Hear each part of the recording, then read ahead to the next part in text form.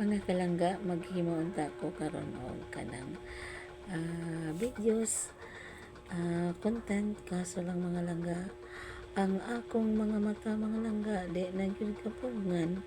Grabing katugunan na ito ko kay pangahod yung oras nga ikatulog mga kalangga, alas 7 maumagod na yahong na andan. Tungod kay sa unang panahon kailangan ko ng matulog sa 7 o'clock ng evening kasi kailangan ko. Kaya murag na ko mga langga kanang naanad. Ang mata naanad na pag mulampas na alas 8 ang oras, wala na talaga ang mata mga langga, mura nagmatagak.